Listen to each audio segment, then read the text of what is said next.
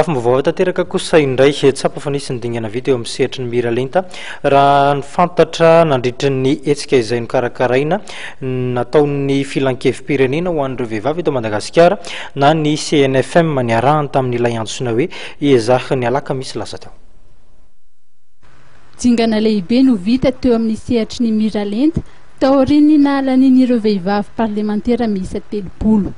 Mahatratra 20 isan-jato ankehitriny ny tampandresana anjaran'ny vehivavy eo anivon'ity androm-panjakana ity raha toa ka 10 isan-jato izany teo aloha isan'ny votra izany nandritry ny lanonana nampitondrana ny lohahevitra hoe égalité homme-femme en marche rétro et perspective izay nokarakarain'ny filan-kevim-pirenen'ireo vehivavy eto Madagasikara na ny CNFM niaraka tamin'ny Institut électoral pour une démocratie durable en Afrique ESA nialakamisy teo tetsy amin'ny hôtel Ibis Ankorondrano. Zavatra maro no nanamarika ity hetsika ity. Ny anton'ilay fivorian'androany zany dia verinay hoe tsara mba manao jeritodika ny tamin'ny tetezana hita iny hoe inona ny zavatra hita zany mikasika ny Miralenta. Dia izay zany nahatonga anay hoe zavatra anankiray fanomezana mari-pankasitrahana an'ireo manam-pahefana izay hita fa tena nampandroso ny Miralenta.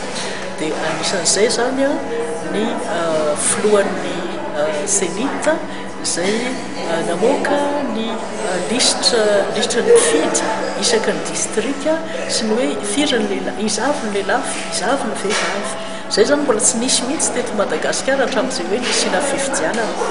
Io dia nahitana zany hoe ay misy distrika maromaro eto Madagasikara izay latsaka 30 isan-jato ny vehivavy mpifidy nefa ny 50 isan-jato ohatran'ny olona rehetra zany ny vehivavy ao anatin'ny fiarahamonina. Io zany mba hoe ahafahana manao ny fanentanana na ny tompon'andraikitra na ny olom-boafidy any toerana ary indrindra koa moa zany ny vehivavy mba isin'le hoe zo ifidy mba tena zava-misy tokoa. Tanjona amin'ny alalan'ny hetsika toy izao ny fanentanana ireo mpitondra ifandimby atoato akatahaka sy anao tsaratsara kokoa no ny zava-bitan'ireo olo-manakaja nomemboninahitra nandritra ity lanonana ity.